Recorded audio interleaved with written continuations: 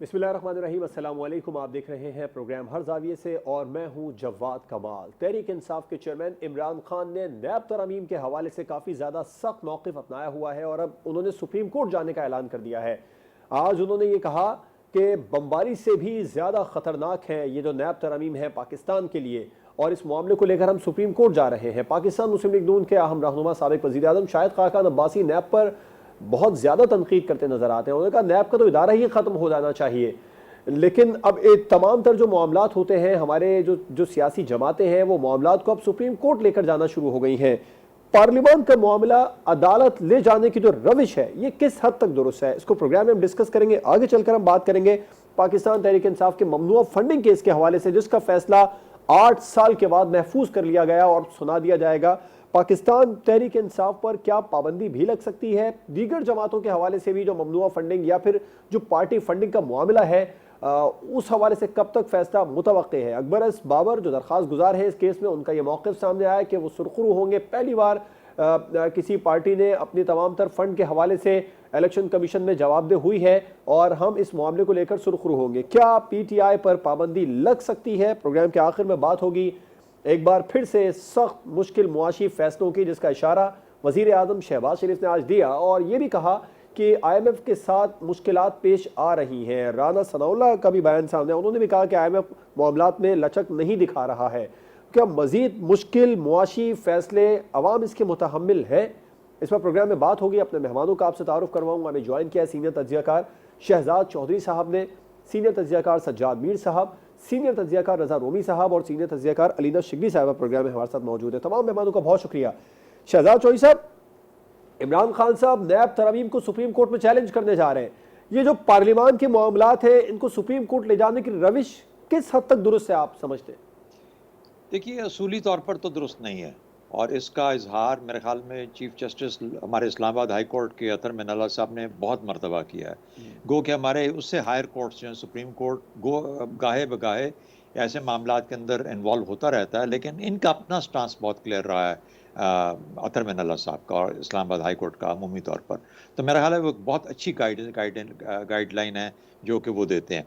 लेकिन देखिए, हालात कोई इतने यानी यूजुअल एज पर यूजुअल नहीं है। पार्लियामेंट कंप्लीट नहीं है, पूरी कम पार्लियामेंट नहीं है। गैर मामूली किस्म की इस वक्त एनवायरनमेंट है। ऑपोजिशन एग्जिस्ट नहीं करती बिल्कुल से, यानी there is no opposition in the parliament. Good faith के अंदर जो लेजिस्लेशन होनी चाहिए उसके ऊपर सवालात उठ जाते हैं कि क्या वाकई ये गुड फेथ के अंदर की गई है, क्या आवाम के वसीतर मफाद में ये फैसले किए गए हैं। देखिए ना, 3-4 चीज़ें हम गिन लेते हैं। ECL का जो कानून था उसको जब किया गया, पहला काम वो किया गया, ECL के कानून को तब्दील किया गया, लोगों को इजाज़त दी गई, इतने लोग जो ECL में जा सकते हैं। अब वो कितने सारे जा सकते हैं या कितने गए हैं ये दूसरी बात। उसके बाद नैब का कानून जो कि इस वक्त हम डिस्कस कर रहे हैं, फिर उसके बाद ओवरसीज़ वोटिंग का जो था कानून उसको। तो ये तमाम चीज़ें, इसका अवाम से ताल्लुक़ कम और हुक्मरानों से ज़्यादा है। और जब इस किस्म के सवालात उठते हैं तो गुड फेथ के ऊपर बहुत सारे शकुक व शुबहात पैदा हो जाते हैं।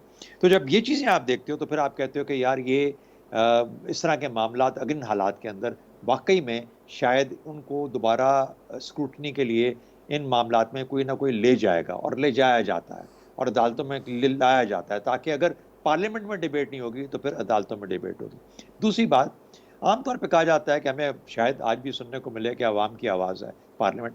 होनी तो आवाम की आवाज़ चाहिए, लेकिन आवाम की आवाज़ सिर्फ एक नहीं हो सकती जो कि पार्लियामेंट से निकल रही है इस वक्त। इसमें डिबेट होनी चाहिए, दोनों तरह का नुक्ता नज़र आना चाहिए और उसके बाद जो भी फैसला हो उसको हमें फॉलो करना चाहिए। लेकिन चूंकि दूसरी आवाज़ नहीं है इस वक्त पार्लियामेंट के अंदर, तो फिर ये डिबेट जो पार्लियामेंट में होनी चाहिए वो अदालतों में चली जाती है और हमें बदकिस्मती से इसको भुगतना पड़ेगा जब तक कि हम पार्लियामेंट को मुकम्मल तौर पर पाल नहीं कर पाते और तमाम मुकम्मल उसकी रिप्रेजेंटेशन नहीं लेके आते। ठीक। सज्जाद मीर साहब, ये जो मामलात पार्लियामान में लेकर चले जाते हैं हमारे सियासतदान, पार्लियामान के मामलात सुप्रीम कोर्ट में लेकर चले जाते हैं, इसकी रविश किस हद तक दुरुस्त है? अच्छा, एक तो ये बात है कि पार्लियामानी के मामलात जो हैं उनको सुप्रीम कोर्ट में या हाई कोर्ट में ले जाया जाए, वो एक बात होती है। और उसमें पार्लियामानी प्रोसीजर की बात होती है। स्पीकर ने रूलिंग दे दी, फलां ने कर दिया, उसको चैलेंज करना चाहिए कि नहीं करना चाहिए। और कुछ मामला पार्लियामेंट के ऐसे होते हैं कि जो कानूनी होते हैं, उनको चैलेंज करना चाहिए कि नहीं करना चाहिए। लेकिन ये जो मामला जो दस्तूरी है, क्या पार्लियामेंट आइन की किसी शीट पे तब्दीली करे तो सुप्रीम कोर्ट उसको चैलेंज कर सकती है। हमारे सुप्रीम कोर्ट की अमूमन राय रही होती है कि वो इसको एक्सेप्ट नहीं करती, लेकिन चैलेंज करने के हवाले से उन्होंने कहा कि हम रिव्यू कर सकते हैं किसी आईनी तरमीम को भी, अगर वो आइन के बुनियादी ढांचे के मुखालिफ हो, जो फेडरल ना हो और मिसाल के तौर पर इस्लामिक रसूलों के खिलाफ 4 शहर इन्होंने पैरामीटर बयान किए हुए हैं, उनके तहत वो चैलेंज किया जा सकते हैं। तो ये रसूल ही बनाया हुआ है। लेकिन हमारे यहाँ एक तमाशा ये भी हुआ है कि हम बड़ी तारीफ करते हैं कि बड़ा तज़किरा करते हैं, तारीफ करने की बात है कि सज्जाद अली शाह के ज़माने में सुप्रीम कोर्ट खुला हुआ था। तो ये हमें याद नहीं होता कि सज्जाद अली शाह ने एक दिन पहले किया क्या? एक दिन पहले उन्होंने एक आईनी तरमीम को चुटकी बजाते ही ख़त्म कर दिया था। 13वीं थी कि 14वीं थी, चुटकी बजाते ख़त्म कर दिया था और नल एंड वाइट का फैसला दे दिया। आईनी तरमीम को, आईनी तरमीम को। अच्छा, ये एक बहुत बड़ा इश्यू पैदा हो गया था और इस इशू को फिर जिस तरह भी किया गया वो अलग बहस है, उस पर मैं गुफ्तगू नहीं करना चाहता, ना उस पर कमेंट करना चाहता हूँ। लेकिन ये है कि हमारी अदालतें कभी-कभी ये भी कहती हैं कि हद से आगे बढ़ जाती हैं। अगर आप आइन की तरमीम को बगैर और बगैर सोचे समझे फाइट करा के देंगे, इससे पैदा हो जाएंगे। आम तौर पर आईनी तरमीम को वो ये लाचौसा ने अच्छा नुकसान है, पार्लियामेंट पूरी नहीं है। हाँ, ये बात अच्छी है, लेकिन इस मसला ये पैदा हो गया है कि पार्लियामेंट पूरी नहीं, पूरा कराना पूरी नहीं, यानी वो खुद पार्लियामेंट में नहीं आ रहे। सुप्रीम कोर्ट के पास ऑप्शन है, तो यानी कि कुछ भी कर सकती है, लेकिन उसमें हाँ, हमने गौर करना पड़ेगा, देखना पड़ेगा इस फैसले का फैसला कैसे किया जाए। सारा मामला आने वाले हाथ पर है, तो उसको उसके हवाले से सुप्रीम कोर्ट कोई फैसला करे कि जो तरमीम की गई है, कि अमूमन वो तरमीम के बारे में आईनी तरमीम के बारे में उनका रवैया ये होता है कि भाई ये आईनी तरमीम है, इस पे हम फैसला करेंगे।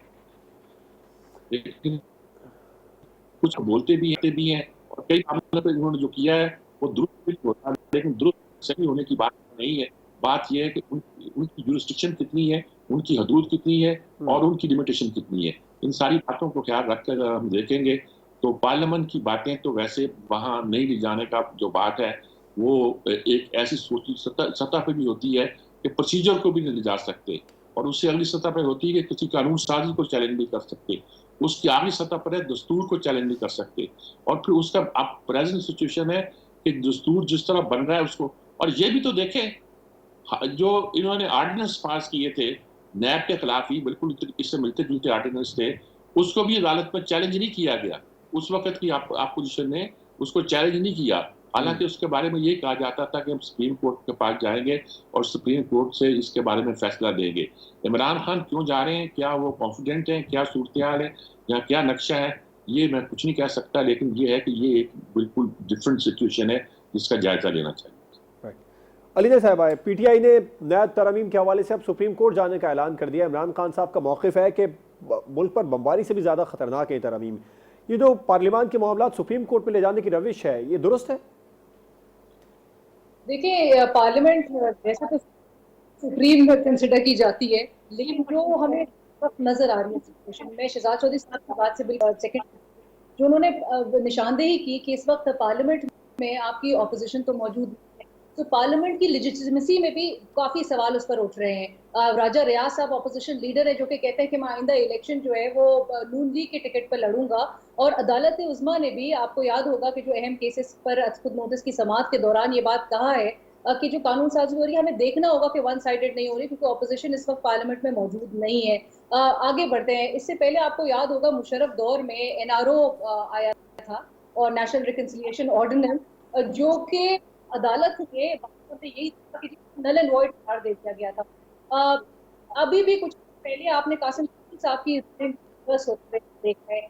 इमरान खान साहब ये जो बात कह रहे हैं कि 36 से 24 अराकीन इस में नजर है कि जी एक कानून साजी करने में ये बहुत और ये काबिला का हिस्सा है, और इसके डायरेक्ट बेनिफिशियरीज ये तो मेरी अपने को करके मेरा ख्याल 36 में 24 अराकीन कहते हैं कि इस वक्त जमानतों पे बात मौजूद है, और यही कानून साजी भी कर रहे हैं, यानी कि आपके बेनिफिशियरी जिस कानून से उनके तमाम वो लोग होंगे। सवाल तो ये होता है कि इंटरेस्ट कहाँ पर इस वक्त हमारे सियासतदान सोच रहे हैं, कौमी इंटरेस्ट में ये चीज नजर, कौन सा मफाद नजर आ रहे हैं, ये तो नजर आता है कि फॉर द बेनिफिट फ्यू की वजह से ये जब से ये लोग ये दिखाई दे रहा है। और ये वो बात भी है जो काफी माहिर की राय है कि जहाँ हमारे पास इंस्टेंसेस मौजूद है, वो अगर लगा कि पार्लियामेंट में कोई कार्रवाई या कोई जी कानून साज अगर किसी ट्रिक से मुतसदम है तो उसको वॉइड करार दिया जा सकता है, कोर्ट भी किए चल। और ये भी अदालत है कि टेंशन अगर अदालत को लगे करप्शन के केस को भुगताने के लिए इस किस्म के अमल किया जा रहा है, तो फिर उसपे डिसीजन किस्म आ सकता है। तो पाकिस्तान तहरीक इंसाफ का फैसला है, सियासी जमात है, वो नेशनल के ऑपोजिशन में मौजूद है, तो उनके पास एक फोरम बच सकता है सुप्रीम कोर्ट है। जी ठीक, आपका मौक़िफ़ है। प्रोग्राम में अब बात करेंगे ममनुआ फंडिंग केस के हवाले से एक ब्रेक के बाद, जिसका फैसला 8 साल के बाद महफूज कर लिया गया। Welcome back. ममनुआ फंडिंग केस की बात करेंगे। 8 साल के बाद फैसला महफूज किया गया है। पाकिस्तान तहरीक इंसाफ के रहनुमाओं की जानिब से आज प्रेस कॉन्फ्रेंस में इलेक्शन कमीशन ऑफ पाकिस्तान पर काफ़ी ज़्यादा तनकीद भी की गई है, जबकि अकबर अस बाबर काफ़ी सेटिस्फाई नज़र आए जो दरख्वास्त गुजार है इस केस में। उनका मौक़िफ़ है कि वो सुरखरू होंगे। सजाद मीर साहब, क्या लगता है PTI पर पाबंदी लग सकती है? पाबंदी लगने का तो खैर बहुत रिमोट चांस है, लग भी सकती है। कोई ऐसी बात नहीं है कि जब आप ये करार देते हैं कि ये फंड जब्त किए जाते हैं, क्योंकि असूली तौर पर तो यही है कि अगर फॉरेन फंडिंग इस तरह साबित हो जाए तो वो जब्त किए जाते हैं। तो उसके बाद आप ये कहें कि ये सादको अमीन ही रहे, ये दस्तखत खुद इमरान खान किए हैं और हर चीज़ पे उसके साइन मौजूद हैं, और उसका आप केस बनाएं कि ये आप चूँकि सादको अमीन ही रहे इसलिए इनकी पार्टी नहीं चल सकती, वो एक लंबा केस बन सकता है, बहुत कुछ हो सकता है। लेकिन असल बात यह है कि ये केस बहुत दिलचस्प रहा है, बहुत लंबा अरसा चला है, इसको टरकाया भी जाता रहा है। PTI इसको हाई कोर्ट में ले जाती रही है, बार बार स्टे भी देती रही है, इसको पेंडिंग भी करती रही है, और अकबर बाबर ऐसा जना है कि वो जमा रहा है, और उसने इसको आखिरी सतह तक लेके जाए। पिछले दिनों मैंने उसका इंटरव्यू भी किया था, तो मुझे लगता है कि वो एक डिटरमिन्ड आदमी है और कमिटेड आदमी है। और वो जब उसने पार्टी ज्वाइन की थी तो बिल्कुल इस नीयत से की थी कि वो पार्टी का एक गोया के बहुत खुलूस वर्कर है, बुनियादी अरकान में से शामिल था। तो वो जब कोई ऐसे अरकान लड़ना शुरू कर दें तो उसके बहुत से असरात जो होते हैं फिर वो बहुत नुमायां होते हैं। अब क्या कहा जाता है कि दूसरी पार्टियों के केस को भी तेजी से सुना जाए। आज यकीनी बात है, दूसरी पार्टियों के खिलाफ केस जो है वो कई साल बाद दायर किए गए हैं, और उनके खिलाफ कोई फॉरेन फंडिंग केस नहीं है, बल्कि उनका ये है कि वो हिसाब दें अपना, यानी ये भी हिसाब दे रहे हैं, वो भी हिसाब दें। अब हिसाब देने में मसला ये आता है कि हिसाब देने में ज़रा पैसे जब्त हो सकते हैं, और मुझे यकीन है कि हमारी किसी पार्टी के पास भी कोई ऑर्गेनाइज किस्म का हिसाब फहमी का कोई सिस्टम मौजूद नहीं होगा। कोई खाते नहीं रखे जाते, कोई बही खाते नहीं रखे जाते, बल्कि आमतौर पर तो ये होता है कि पैसे पकड़ा दिए जाते हैं और इस तवक्को के साथ कि इसका कुछ अजर हमें मिल जाएगा। और यही तरीके हैं, मेरा ख्याल टिकट देने का भी यही तरीका है, और इसी तरह किया जाता है कि कुछ पछवाड़े में एक पिछले कमरे में देने वाला दे लेता है और देने वाला ले लेता है, उसका कोई हिसाब नहीं होता। लेकिन ये है कि वो इल्ज़ाम निस्बतन छोटा है।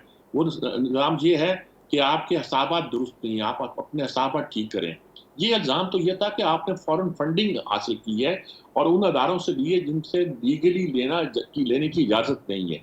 इस लिहाज से यहाँ ये यूँ भी है कि आपने ली इस तरह है और दूसरे फंड में डाल दी है, आपने फंड छुपाए हैं, कुछ इस तरह आपने अकाउंट छुपाए हैं। ये बहुत एक सीरियस केस था और ये पुराना केस है। यानी जो ये केस काउंटर अटैक किया गया है, ये तो PTI की तरफ से किया गया है, ये उनके अपने लोगों ने किया हुआ है। तो ये इसका फैसला जो भी आएगा, लेकिन फौरी तौर पे मुझे नहीं लगता कि फैसला ये आया कि पार्टी बैन की जाती है। उसके लिए तो हो सकता है फिर आगे एक प्रोसीजर चले, एक और तलवार लटका दी जाए कि ये सादको अमीन ही रहे, इनको पार्टी में यानी कि एक लंबा प्रोसीजर और बना दिया जाए। लेकिन इस केस का फैसला बहरहाल इतना लंबा हो गया कि अब इसे आना ही चाहिए, और देखा जाए तो मॉरल ग्राउंड पर अगर ये फैसला PTI के खिलाफ आता है और लगता है कि शायद खिलाफ ही आए, तो उनकी मॉरल वैल्यू उसमें से एक स्टेट जो एक प्रोटेस्टर है उससे वो नीचे उतरेंगे। अब उस पर प्रोपेगेंडा तो वो करेंगे जी, इलेक्शन कमीशन जो है वो जानबदार है, गैर जानबदार नहीं है।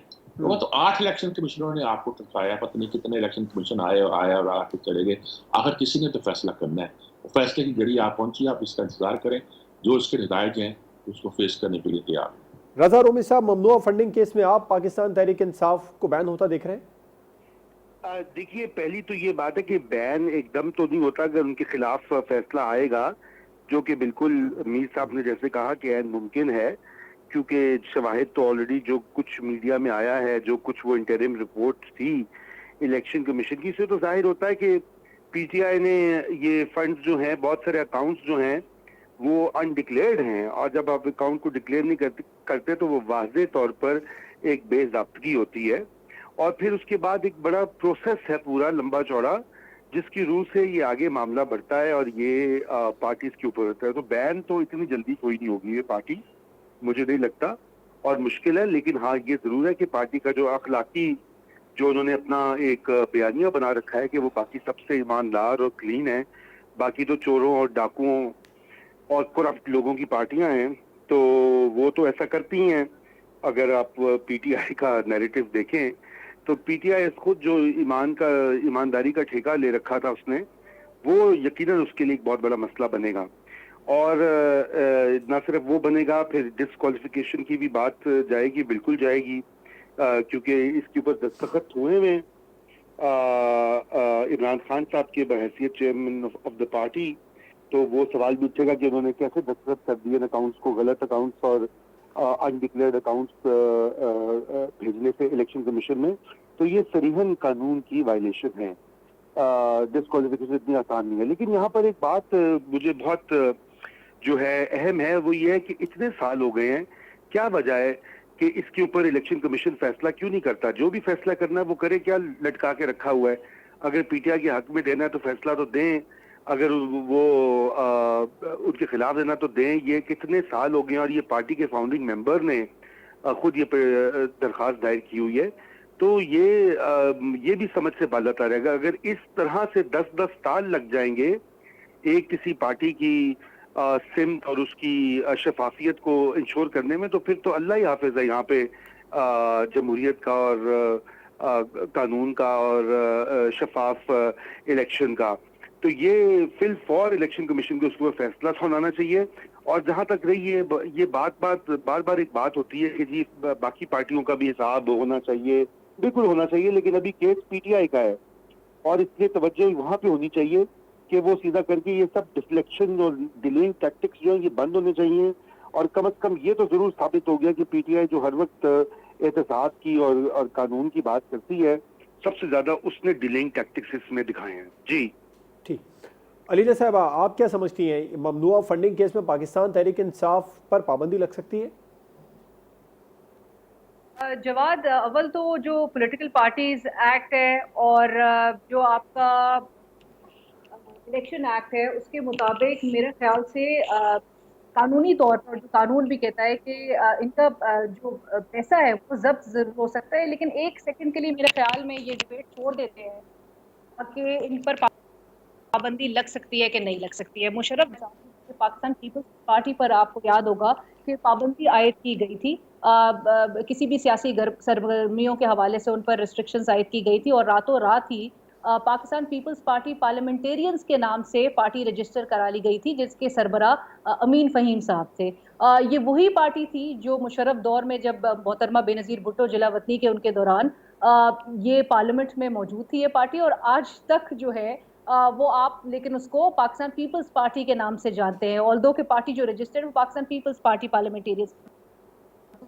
कहने का मकसद है कि आप पाबंदी लगाने से कुछ हासिल नहीं होगा। आप तहरीक इंसाफ पाकिस्तान के नाम से रजिस्टर करवा सकते हैं पार्टी। आपने आज से पहले गुज़िश्ता दौर में फवाद चौधरी साहब की स्टेटमेंट आपकी नज़र से भी गुजरी होगी, जब उन्होंने कहा था कि जी टीएलपी एक कलअदम जमात है और प्रिस्क्राइब्ड ऑर्गेनाइजेशन को डिक्लेयर किया गया था, फिर बैन भी किया गया था और फिर आपने ये देखा कि उसको अनबैन भी कर दिया गया था। सो बैन करना मेरा ख्याल से मसले का हल नहीं है, क्योंकि आपकी को मैंने मिसाल दी है कि अगर आपने बैन कर दिया तो वो किसी भी नाम से दोबारा जो है वो रजिस्टर करवा लेंगे।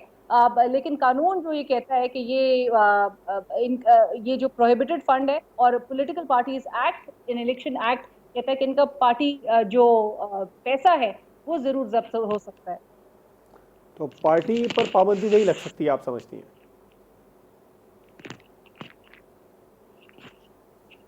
ठीक। अलीना साहब, अब पार्टी पर बैन नहीं हो सकती, आप ये समझती हैं? अब मेरा ख्याल से मैं यही तो आपसे बोल रही हूँ कि पार्टी अगर बैन फॉर इंस्टेंस की जो भी नतीजा निकलता है अगर लग भी जाती है तो हमारे पास बहुत ऑप्शन इस दूसरे वक्त मौजूद है। मिसालें ठीक है, मौजूद है जो कि ठीक है, पार्टी जो है वो डिफरेंट नाम से रजिस्टर होकर वापस आ सकती है, तो चले, आप रोक तो नहीं सकेंगे इनको। ठीक है। शहजाद चौधरी साहब, आप समझते हैं पीटीआई पर पाबंदी लग जाएगी या लग सकती है इस ममनुआ फंडिंग केस में जिसका फैसला महफूज कर लिया गया?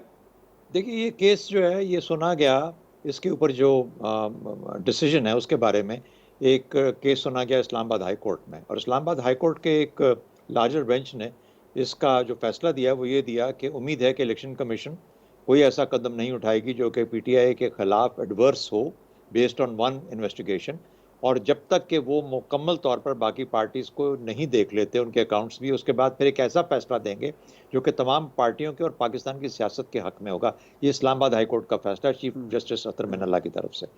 तो अगर तो ये डायरेक्टिव है और ये ऑर्डर है तो उसको तो फॉलो किया जाएगा, इसलिए उसकी बुनियाद पे तो इसको बिल्कुल किसी भी तरीके से फिलहाल किसी भी फैसले के अंदर नहीं किया जा सकता। दूसरा, अगर इलेक्शन कमीशन इसके बावजूद कोई ऐसा फैसला करता है तो याद रखें कि इस वक्त वो जैसे कहते हैं ना कि उसके अंदर एक एक स्पॉटलाइट में है पीटीआई की, यानी शाह महमूद कुरैशी साहब की आज की जो प्रेस कॉन्फ्रेंस थी जिससे मैं मुकम्मल तौर पे एग्री नहीं करता, जहाँ पर वो कहते हैं कि अगर ज़िमनी इंतखाबात के बाद आम इंतखाबात भी एक्सेप्ट नहीं किए जाएंगे अगर पीटीआई उनमें नहीं कामयाब होती, और वो समझा जाएगा कि इलेक्शन कमीशन बायस्ड है, मैं उससे एग्री नहीं करता। लेकिन उसके बावजूद एक ऐसा इलेक्शन कमीशन जिसको कि अभी से कॉन्ट्रोवर्शियल बनाया जा रहा है, अगर वो कोई ऐसा फैसला करेगा तो बहुत ज़्यादा कॉन्ट्रोवर्शियल हो जाएगा, और ज़्यादा इन रियल सेंस कॉन्ट्रोवर्शियल हो जाएगा। दूसरी बात देखिए, उधर तो अकबर एस बाबर निकल आया पीटीआई के अंदर, बाकी पार्टियों के अकबर एस बाबर किधर है?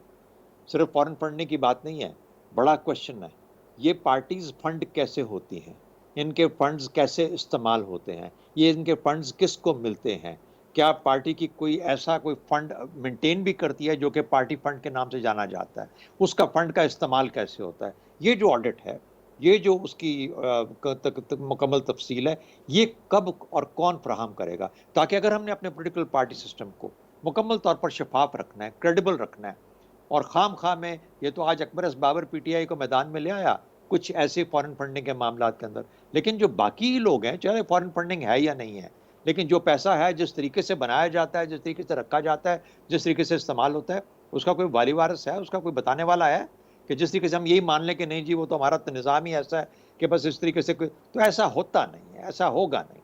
अगर आपको शफाफ और क्रेडिबल निज़ाम सियासत लेके चलना है तो फिर आपको अपने आप को डिक्लेयर और शफाफ बनाना पड़ेगा, बताना पड़ेगा, फिर ही किसी को आप ये ठहरा पाएंगे कि कौन कितना बड़ा गुनाहगार है और कौन कितना कम गुनाहगार है, कौन पाक साफ है, कौन पाक साफ नहीं।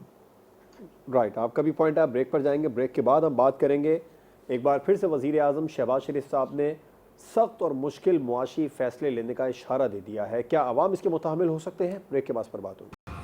Welcome back. वज़ीर आज़म शहबाज शरीफ ने कहा है कि अब मज़ीद मुश्किल मुआशी फ़ैसले करना पड़ेंगे। वज़ीर दाखिला का भी मौक़िफ़ है, राना सनाउल्लाह साहब का, उन्होंने कहा कि IMF काफ़ी ज़्यादा मामलात पर लचक नहीं दिखा रहा है। क्या समझते हैं आप रज़ा रूमी साहब, अवाम मुताहमिल हो सकेंगे अब अगर मज़ीद मुश्किल मुआशी फ़ैसले हुकूमत करेगी तो? अलीना साहब, आप क्या समझती हैं, अवाम मुताहमिल होंगे मज़ीद मुश्किल मुआशी फ़ैसलों के? पेट्रोल के प्राइस मज़ीद बढ़ जाते हैं अगर मज़ीद महंगाई होती है तो? जवाद, आपका सवाल भी बड़ा दिलचस्प है और मेरे ख्याल से मेरे पास जो जवाब है वो भी बड़ा दिलचस्प है। आज काबीना में मिफ्ता इस्माइल साहब से पूछा गया कि इमरान खान साहब कैसे प्राइसेस रोक कर बैठे थे और हम मुसलसल क्यों प्राइसेस हमें बढ़ाना पड़ रही है। तो हमें पहले हमने ये सुना कि 2 महीने तक हमें बताया गया कि जी सब कुछ इमरान खान साहब करके गए थे। फिर मरियम नवाज साहिबा की भी स्टेटमेंट ऑन रिकॉर्ड है कि जी IMF की वजह से, IMF की कंडीशंस की वजह से हमें प्राइसेस बढ़ानी पड़ रही हैं।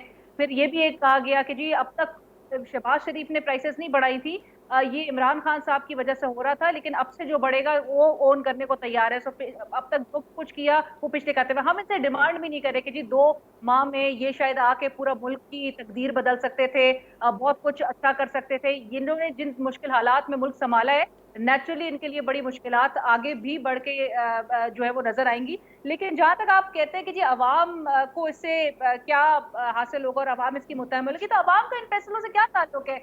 जवाब सबसे पहला सवाल तो ये है, अवाम का इन फैसलों से क्या ताल्लुक है? अवाम की किस्मत में सिर्फ और सिर्फ लाइनों में लगना, पेट्रोल पंप के बाहर जो आप एक कतारें देखते हैं उसमें लगना, यूटिलिटी स्टोर्स में धक्के खाना, इन कीमतों का खमियाजा उठाना, तो अवाम को मद्देनजर रख के कोई फैसले नहीं आते। अभी आपने अपने प्रोग्राम में एक दफा डिस्कस अभी किया था, जो पिछले हफ्ते जो डिक्लेयर्ड एसेट्स की तफसीलात मंजर आम पे आई जी। हैं, तो इनके जितने एसेट्स हमारे सियासतदानों के हैं, आपको लगता है उस हिसाब से इनको अवाम का कोई भी दुख होगा? अवाम जिस इस वक्त कर्ब में नजर आ रही है, उनको इस मुमलकत खुदादाद में अवाम का जो हाल है इस वक्त, ये इनको कोई इस चीज का एहसास होगा? मेरे ख्याल से महंगाई को एक बस नया नाम दे दिया गया है, मुश्किल फैसले, और आवाम ने सिर्फ और सिर्फ वो मुश्किल फैसले अभी भुगतने, और आगे कब तक भुगतने ये अवाम तो का फैसला करने में और फैसले के हवाले से कोई बराह रास्त ताल्लुक है ही नहीं। फैसले ये वो वही करते हैं, और फैसले ये वही करते हैं जो इनको सूट करते हैं। शहजाद चौधरी साहब, वजीर आजम ने आज फिर कहा कि मुश्किल मुआशी फैसले अगर करना पड़े तो करेंगे। अवाम मुतामिल होंगे अब मजीद मुश्किल मुआशी फैसलों के? अच्छा, मेरा ख्याल है आवाम से ज़्यादा सवाल ये होना चाहिए कि क्या हुक्मरान मुतहम्मिल हो सकते हैं, क्या पाकिस्तान की शराफिया मुतहम्मिल हो सकती है इन मुश्किल फैसलों की।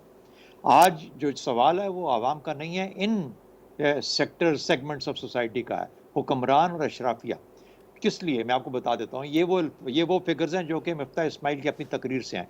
1500 अरब की सिर्फ और सिर्फ टैक्स रिलीफ है हमारे अमीर और अमीर तरीन तबकात के लिए इस बजट के अंदर, और ये हमेशा रही है। ये इस हुकूमत का काम नहीं है, ये हमारा निज़ाम ही ऐसा, जो हमारा माशी स्ट्रक्चर है वो इस तरीके से बना हुआ है। 1500 अरब की सिर्फ 800 अरब PSDP है, जिसमें से एक काफ़ी सारा हिस्सा हम अपने MNAs और MPS को दे दें डेवलपमेंट बजट के नाम पे सालाना तौर पर। उसमें से कितनी कटौती की जा सकती है?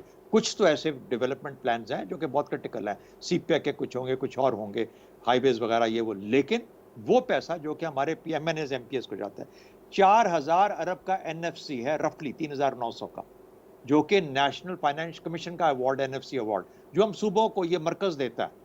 ये सूबे 18वीं तरमीम के नीचे अपना रेवेन्यू खुद भी जनरेट करते हैं, और ये जो फ्री आ रहा है, फ्री के अंदर पैसा जो फिर पता नहीं कहाँ से कहाँ चला जाता है, चूहे खा जाते हैं, कौन खा जाता है, इसका भी किसी के पास कोई नहीं है इंतजाम। तो ये जो तमाम का तमाम, फिर डिफेंस को 1500 अरब दे रहे हैं, कितना कम कर सकते हैं वो, उसको कम करना चाहिए एज फार एज पॉसिबल। अगर हम यही पैसे जमा कर लेना तो आवाम को मुश्किल से डाले बगैर हम वो रीस्ट्रक्चरिंग कर सकते हैं जो कि हमारी मईशत को शायद आइंदा के लिए और हमेशा के लिए बेहतरीन रस्तों पर डाल सकती है।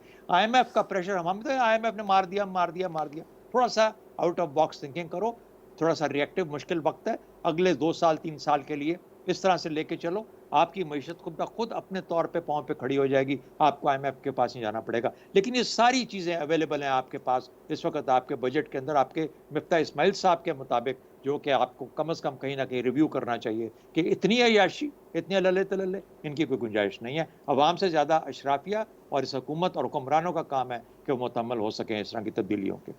जी अलीना साहब, कुछ कहना चाह रही हैं आप? मैं बिल्कुल एक पॉइंट जरूर ऐड करना चाह रही हूँ। IMF का जिक्र शहजाद चौधरी साहब ने कहा, IMF जो है वो सिर्फ गरीब की सब्सिडी के पीछे क्यों पड़ा है? अमीरों को भी सब्सिडी दी जाती है। आपके मुल्क में बिजनेस कार्टेल्स इस वक्त ऑपरेशनल हैं, वो उस चीज का आपने ख्याल नहीं कर रहे हैं, लेकिन आपने सिर्फ और सिर्फ गरीब को जो है वो आपने उसको पीस देना है। राइट। सजाद मीर साहब, मजीद मुश्किल मुआशी फैसले हो सकते हैं, अगर करना पड़े तो करेंगे, ये वजीर आजम साहब ने कहा है। क्या अवाम मुतहम्मिल होगी, या शहजाद चौधरी साहब ने जैसे सवाल को मजीद आगे बढ़ा दिया, क्या हुक्मरान खुद मुतहम्मिल हो जाएंगे इस तरह के मुश्किल मुआशी फैसलों के? असल में शहजाद साहब ने बहुत अच्छी बात कही है कि असल में हुक्मरान ही मुतहम्मिल नहीं हो सकते किसी ऐसे फैसले का। अब सूरत हाल ये हो गई है कि हम ये एक सिनेरियो बिल्ड कर रहे हैं कि IMF हमारे साथ इतनी सख्ती कर रहा है कि हमें मजीद सख्तियाँ करने की वो तलकीन कर रहा है, और कह रहा है कि ये करोगे तो हम आपको पैकेज देंगे। और हमारा मसला ये हो गया है, ये भी हमने साबित कर दिया गोया कि हम एक कदम भी आगे नहीं बढ़ सकते जब तक IMF का पैकेज हमें ना मिल जाए। अच्छा, ये ज़ाहिर है ये कहेंगे कि ये सारी सूरत पुरानी हुकूमत की पैदा की हुई है। अच्छा, इतनी गलत भी नहीं है बहुत सी बातें। आखिर ये हफीज़ शेख और ये शौकत तरीन ये क्या करते रहे हैं? असद उमर को तो छोड़ो, अबाद अज़हर को छोड़ो, ये क्या करते रहे? सोचने की बात तो है। इसहाक डार के बाद हम बहुत इल्ज़ामात लगाते थे, लेकिन उसने जिस तरह एक तरह काबू किया हुआ था, वो एतराज़ात हो सकते हैं उस पर, लेकिन वो एक सूरत हाल तो थी। अब मेरे ख्याल में ये IMF से बेस्ट पॉसिबल कोई पैकेज लेना चाहते हैं जो इनको नहीं मिल रहा, और नहीं मिलने की वजह भी शायद अभी ये है कि अगर IMF आपको पैकेज देगा, मैं एक ऐसे ही लाउड थिंकिंग के तौर पर कहता हूँ, तो जो इमरान खान बयान करता है कि वेस्ट वाले जो इनको रियायतें देंगे, तो वो तो ये साबित हो जाएगा कि रियायतें दे रहे हैं। तो मेरे ख्याल में हमें कुछ जो रियायतें मिलेंगी, कुछ सख्तियाँ मिलेंगी, कुछ और मिलेगी, वो बात तय ये है कि हमने IMF के पास जाना है, और जब जाना है तो अगर कुछ मुश्किलात आएगी तो उसको फिर हमें पास ऑन करना पड़ेगा, इसके अलावा कोई चाराकार नहीं है। ऐसी सूरत में कल हमारी नेशनल सिक्योरिटी काउंसिल का इजलास जो है वो भी बड़ा इम्पोर्टेंट है। जी इस लिहाज से इम्पोर्टेंट है कि अब हमने ये कह दिया है कि हमारी जो नेशनल सिक्योरिटी है उसकी बुनियाद इकोनॉमी पर है। ये सारी वो बातें हैं जो डिस्कस होंगी। मैं नहीं समझता कि हम डिफेंस के लिए बहुत ज़्यादा बजट रख रहे हैं। वो हमारे जो एहसन इकबाल है वो दुरुस्त कह रहे हैं कि जब वो गए थे तो उन्होंने 1000 बिलियन का जो बजट था वो रखा था डेवलपमेंट का, और इतना ही डिफेंस का बजट था। आपका रेवेन्यू बढ़ेगा, आपके हालात बढ़ेंगे, आपके मुल्क के मामला बेहतर होंगे, आपके पैसा जब आपके पास 5.5 जब आप 2000 इकट्ठा करते थे तो डिफेंस को 5.5 देते थे। जब आपने 4000 इकट्ठा करने शुरू कर दिए तो 11000 देना शुरू कर दिए। रेवेन्यू बढ़ाइएगा, सारी चीज़ें बेहतर होती हैं। लेकिन इस वक्त सूरत ये है कि आपके पास डॉलर नहीं है, और सबसे बड़ा मसला यही है, ये कैसे हल होगा, क्यों कर हल होगा। हो सकता है कि सी पैक के हवाले से कुछ रिजर्वेशन हो IMF की, ये हो सकता है, मुमकिन है। पहले भी यही थी, पहले भी यही मामला है जो अड़ा हुआ था। और जी या हो सकता है कि जो हमने तनख्वाहों की छूट दी है, कुछ इस मामला किया है, उसके बारे में आया था कि IMF इसके बारे में एग्री नहीं कर रहा। कुछ भी सूरत हाल जी हो, अगर कुछ पास करना पड़ेगा तो ये इनकी मजबूरी होगी, ये पास करेंगे। और IMF से बहरहाल ये हर सूरत चाहते हैं कि पैकेज ले। जी शहजाद चौधरी साहब। भूल गया 1500 अरब सालाना हमारे जो है ना पब्लिक सेक्टर एंटरप्राइजेस, जी जो कि ये सरकारी खाते में हम चला रहे हैं, स्टील मिल, रेलवे, फलाना ढमकाना, ये वो PIA और इस तरह की तमाम चीज़, 1500 अरब सालाना ये खा रहे हैं। ये सिर्फ खूह खाते हैं, यहाँ से निकलता कुछ नहीं है, सिर्फ खाते जा रहे हैं। तो गो के एक साल के अंदर या 2 महीनों में तो कुछ नहीं किया जा सकता, लेकिन इसको भी प्लग कर लिया जाए तो आपके रेवेन्यूज के अंदर खातिर इजाफा हो सकता है। दूसरी बात, एक चीज़ मैं वाजे कर दूं, बड़ा अच्छा सजाद मीर साहब ने उसका जिक्र किया। पाकिस्तान का डिफेंस बजट 9 अरब डॉलर है आज की डॉलर रेट के हिसाब से, 9 अरब डॉलर। अच्छा, और जबकि आपका बल्कि उससे कम, और जो कि इंडिया का है वो 75 बिलियन डॉलर्स है, यानी 9 और 75 का मुवाजना है। जंग आपने किसके साथ ली हुई है? 75 अरब वाले के साथ। खुद आपकी काबिलियत और कैपेसिटी 9 अरब वाली है। तो 9 अरब में जो हम काम करते हैं, मेरा ख्याल है ये वाकई में एक पुश्ट और प्रेस्ड किस्म की फोर्सेज हैं, लेकिन बहरहाल अपना जी काम कर रही हैं। लेकिन जहां उनके यहाँ भी जहां गुंजाइश हो, वो भी अपनी जेब थोड़ी सी काटें और जो कौम के मामले के अंदर अपना हिस्सा डालें। ठीक। अच्छा, इसी सवाल को आगे बढ़ा लेते हैं। मैं चाहूँगा चौधरी साहब पहले आप ही इसका रिप्लाई कर दें। वज़ीर आज़म ने आज ये भी कहा कि गुज़िश्ता हुकूमत के की जो कारकर्दगी थी उसकी वजह से हमें बड़ा मुआशी चैलेंज मिला है, जिसको अबूर करने की कोशिश कर रहे हैं। कब तक हुकूमत साबिक हुकूमत को जिम्मेदार ठहराती रहेगी, कब तक उस पर मलबा डालती रहेगी चौधरी साहब? देखिए, मैं पहले अपने सवाल के आपके जो ये वाला जो सवाल था, इसके जवाब में पहले कह चुका हूँ कि ये एक हुकूमत का काम नहीं है, ये हमारा मुआशी स्ट्रक्चर है।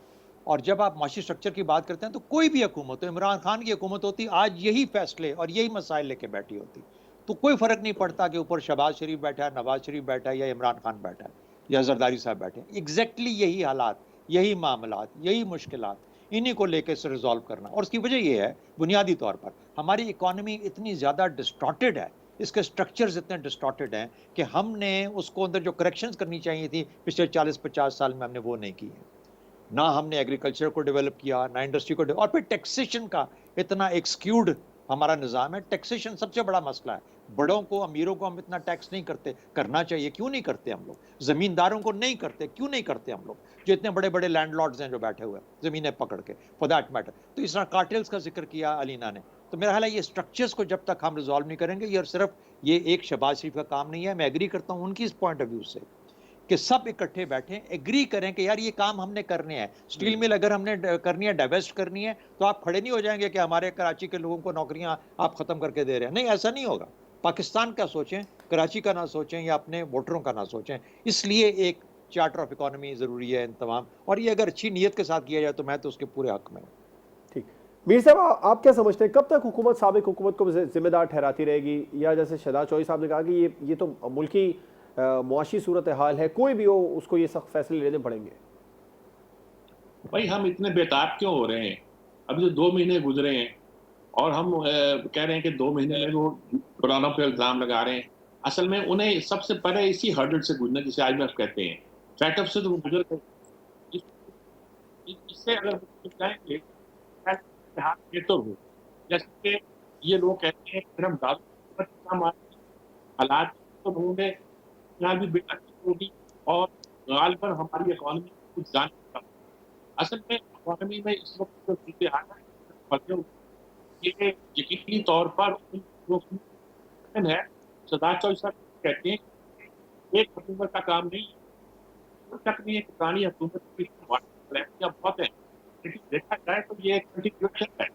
ट्रैप के जमाने से मैं जब के जमाने से शुरू किए थे, पॉजिटिव थे, शायद हमें मिला और लिए थे और अपने मुल्क ये कर रहे हैं, लेकिन ये जो एक चल पड़ा उसको हम काबू नहीं कर पाए। तो थर्ड वर्ल्ड में यही होता है और ये इस्लामिक हिटमैन IMF के हवाले से खास ऐसे किया जाता है। टाइम वगैरह मसाल नाम दी जाती है, वो स्टडी करने के काबिल है। हमारे लोग तो स्टडी क्या अपनी सियासत में लगे रहेंगे तो होगा। मेरा ख्याल ये बिल्कुल ठीक, लेकिन मीर साहब आपने कहा कि इतने बेताब क्यों हैं, अभी तो सिर्फ 2 महीने हुए हैं, लेकिन अलीना साहिबा ने आपसे कुछ देर पहले बताया कि आज कैबिनेट मीटिंग में मिफ्ताह साहब से ये पूछा गया कि बताएं इमरान खान साहब ने कैसे मैनेज किया हुआ था सब कुछ। मुझे नहीं पता, मैं कबीना के अंदर के हालात ही जानता, मेरी वहां तक रसाई नहीं है और मैं इस्लामाबाद में हूँ भी नहीं। इस्लामाबाद में तो खबरें निकलती हैं और लोग सुन भी लेते हैं और पहुंच जाते हैं और उनके अटेंटिव होने में शक नहीं होता। क्योंकि मुद्दे के बारे में इल्म नहीं है, इसलिए मैं नहीं सकता कि क्या कहा, कैसे कहा। मैं मुफ्ता इस्माइल को बहुत बड़ा इकोनॉमिस्ट नहीं समझता। असल में अगर इस हुकूमत को था तो हमारी ठीक है मीर साहब, आपका पॉइंट आया, वक्त कम है, माजरत चाहूंगा। अलीना साहिबा आप क्या समझती हैं, कब तक जिम्मेदार ठहराते रहेंगी ये हुकूमत जो इस वक्त है, मौजूदा हुकूमत साबिका हुकूमत को? जवाब 2-3 चीजें मैं चाहूंगी। एक तो गलत परसेप्शन क्रिएट किया जा रहा है कि जी पिछली हुकूमत में मलबा, पिछली हुकूमत भी थी तो वो उससे मौजूदा इल्जाम ठहराती थी कि जी उनकी वजह से सब कुछ हुआ है, इससे हम आगे नहीं बढ़ पा रहे। ओनरशिप कोई नहीं लेना चाह रहा है इस वक्त। मौजूदा हुकूमत जो कि बेस्ड है तमाम दर्जन भर से जायद पॉलिटिकल पार्टीज पे, एक मखलूत हुकूमत है। हाल ये है कि नून लीग इस वक्त आगे, नून लीग चाहती है दीगर जमातें भी उसके माशी डिसीजन को डिफेंड करे, लेकिन कोई आगे बढ़ने को तैयार है। ओनरशिप नहीं ली जा रही। रात के गुज़िश्ता हफ्ते भी पेट्रोल की कीमतें बढ़ा दी जाती हैं अफसरदा चेहरों के साथ, और आवाम को ये बोला जाता है कि आप पिछली हुकूमत की वजह से और पिछली हुकूमत की क्योंकि सख्त कंडीशंस को उसने IMF की मांगी। आज मिफ्ता इस्माइल साहब वजीर खजाना है आपके, वो कह रहे हैं कि जी IMF की वजह से कोई पेट्रोल प्राइसेस बढ़ाई नहीं जा रही। आप निगोशिएशंस कर रहे हैं IMF के साथ, आप कतर जा रहे हैं IMF से निगोशिएशन करने। आपका आज रात भी आपकी IMF के साथ आपने वो स्टाफ लेवल एग्रीमेंट के लिए जो है वो आपकी निगोशिएशन चल रही है। सो हर रिव्यू में हर सिटिंग गवर्नमेंट जो है वो अपना व्यू देती है कि वो डेफिसिट को कैसे कंट्रोल करेगी, उसके लिए रेवेन्यू कैसे कलेक्ट करेगी, करंट अकाउंट डेफिसिट को कैसे कम करेगी, तमाम अपना प्लान बताती है। मैं बिल्कुल अग्री करती हूँ। शहजाद चौधरी साहब ने कहा कि जी चार्टर ऑफ इकोनॉमी की जरूरत है। शहबाज शरीफ साहब फ्लोर ऑफ द हाउस ये बारहा ये बात कह चुके हैं कि चार्टर मीसाक मईशत की जरूरत है, आपको पॉलिसीज की कंटिन्यूएशन की जरूरत है। शौकत तरीन साहब ने सेनेट में ये बात कही थी कि जी मैंने जिन मोतबर शख्सियत का वो जिक्र कर रहे थे कि जी मैंने कहा कंटिन्यूटी ऑफ पॉलिसीज होनी चाहिए। आप देखते हैं हाल ये मुल्क आते हैं ब्रीफकेस उठा के, शौकत तरीन साहब आते हैं, पॉलिसीज तश्कील दी जाती है और फिर चले जाते हैं वापस। शाहिद खान अब्बासी ने फ्लोर ऑफ द हाउस ये बात कही थी कि जी ये फॉल आउट देखने के लिए इन पॉलिसीज का इनको मौजूद होना चाहिए मुल्क में, अवाम पॉलिसीज का फॉल आउट। तो आपको यहाँ पर बैठना चाहिए, आप आपको कंटिन्यूएशन एक पॉलिसीज की देखनी है। और हमें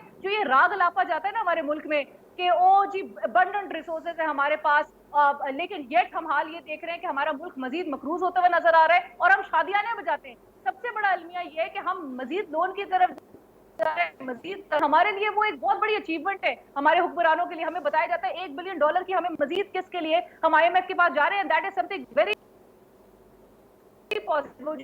तो इस चीज से बाहर निकलना चाहिए आपको। अपने जो इस वक्त आपको रिफॉर्म्स के लिए जो कहा जा रहा है, IMF आपसे कहती है आपको जो स्ट्रक्चरल आपकी जो चैलेंजेस हैं उनको एड्रेस करने के लिए वो लूप होल्स को आपको रिफॉर्म्स करने की जरूरत। IMF आपका दुश्मन तो नहीं है, IMF पे जो है वो तो नहीं जाएगा जिंदगी भर। आप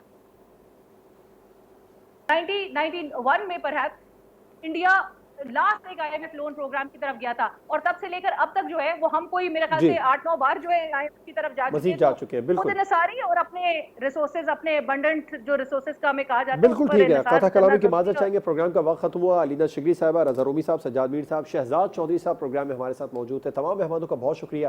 प्रोग्राम आपने देखा नाज़रीन, आपसे मुलाकात होगी इंशाल्लाह कल। इजाज़त दीजिए, अल्लाह हाफ़िज़।